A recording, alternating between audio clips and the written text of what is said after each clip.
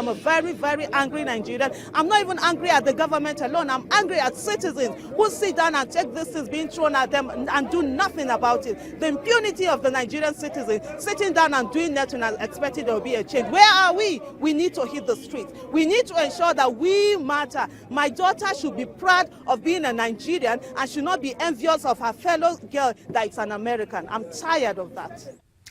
In the battle against Boko Haram, America's already there, working with the Nigerian military to train them in the most effective way of defeating the terrorist killers.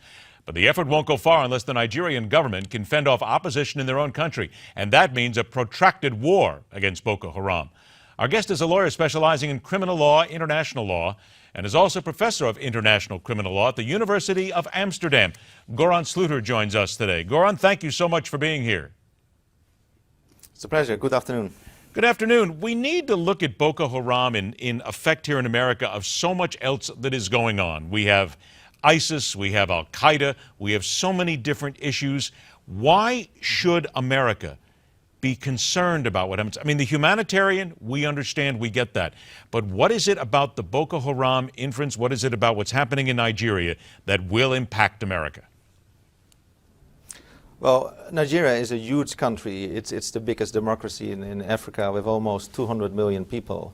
If it's getting destabilized, it will have consequences for U.S. interests. Also economically, there's a lot of oil in the south.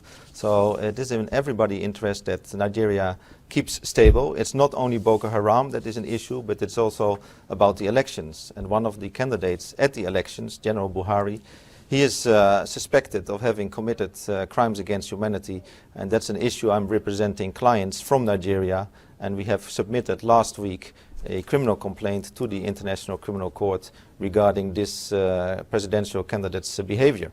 When we I talk think about many of these issues are not known in Europe or in the United States. When we talk about crimes against humanity, there have been many stories over the decades, really, of what happens in Africa and so many crimes against humanity. Is it fair to say that, simply put, there are not many governments in that region that are cohesive and that are honest governments? Many of them are still run by warlords and those with criminal intent. Well, it's you're right. It's all a matter of degree. But in this case, there's clear and consistent evidence that during the last elections in 2011, this candidate incited to violence against the supporters of the other candidates during these elections. And this has resulted in 800 persons being killed and 65,000 persons being displaced. And even according to African standards, in the African context, these are massive crimes, and this person should be held accountable for these crimes. And my clients are seeking justice for the victims of 2011. But what they also sincerely hope is that it will have a deterrent effect for the upcoming elections in a couple of weeks. How horrible are the atrocities in Nigeria on a day-to-day basis with these different governments?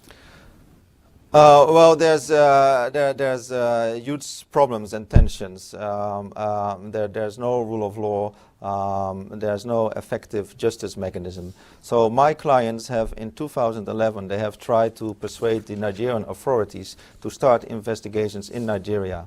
I have talked with two victims and their relatives. They have been killed. They have been burned to death in a police station where they were seeking refuge. They were trying to hide from the angry and violent mob.